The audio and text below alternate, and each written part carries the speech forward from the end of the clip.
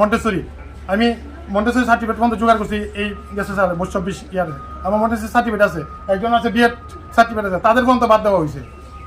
আচ্ছা আপনার স্যালারিটা কত? আমার স্যালারিটা দিত 4060 টাকা মতো। কত? 4060।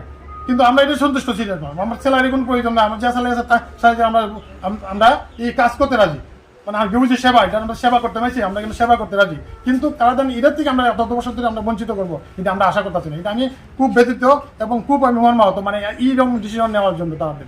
আমি জানি না নতুন কমিটি আমার ব্যক্তিগতভাবে আমি 23-24 বছর ধরে স্কুলের সঙ্গে জড়িত, আগরতলা কমিটি 6 কমিটি আমি দেখছি প্রথম থেকে। আমাদের দেবব্রত মণিকে আমরা ওয়েল টিভির মাধ্যমে স্কুলগুলি শুরু করছি, আমরা প্রতিটা গ্রামে আমি কাজ করতে গেলাম। শুধু এই গ্রামে তো আমি কাজ করছি এমন না, আগরতলা যে মেন স্কুল আছে বিবিএমটি একটা মেন স্কুল আছে এখানে আগরতলা আমাদের রবিশঙ্কর বিদ্যা মন্দির, সেই স্কুলটা জঙ্গল আছে জঙ্গলকে পরিষ্কার করছি।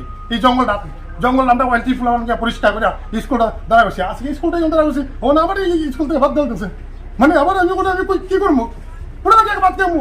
এখানে আমার এটাই আমার কুসংস্কার আছে, কিন্তু তারা এই কাজটাই আমার করলো। আমার মানে সার্টিফিকেটের কথা বলছিলাম, আমরা সার্টিফিকেট জোগাড় করছি, মন্টেসরি সার্টিফিকেট জোগাড় করছে, কেউ বিয়ের সার্টিফিকেট জোগাড় করছে, তারপরে তারা বাদ দিছে। ও আমরা কই দেবো এরকম একটা ডিসিশন? কেন আমাদের যে লোকাল কমিটি আছে, যে স্কুল কমিটি, তার সঙ্গে কোনো আলোচনা নাই, এলাকার প্রধান আছে তার সঙ্গে কোনো আলোচনা নাই। আমাদের ক্লাব কমিটি যে ভূমিদান করছি, আমি নিজের সঙ্গে আসলাম ভূমিদান করছি, দেবব্রত ভূমিকা তারপর বিবিএমপির পক্ষে আমরা দান করছি ভূমিটা পুরা স্কুলের জমিটা, তারা সব কিছু আমরা দিছি। আজকে যেখানে এই তারা এই যে ঘরটা এটা গার্জেনশিপ পঞ্চায়েতে যাই আমরা ব্যক্তিগতভাবে গিয়া টিচারটা লইয়া কই আমার স্যার আমাদের গার্জেনশিপ দেন, পঞ্চায়েত আমার দিছে। এখানে এই দেখতেছেন ওয়াটার ট্যাঙ্ক, এটা পঞ্চায়েত দিছে, সব পঞ্চায়েত দেন করছে।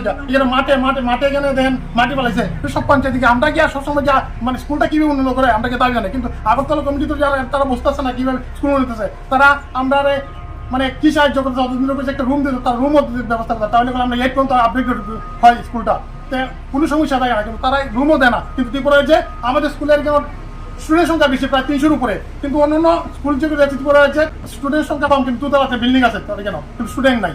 আর আমাদের স্টুডেন্ট আছে তখন আমার টিচারের বাদ সব বাদ। আচ্ছা আপনি কি চাইতেছেন তাহলে? আমরা চাইতেছি আমরা যাতে পুনরায় নতুন স্যার ম্যাডামের দরকার নেই, আমরা টিচার চাই।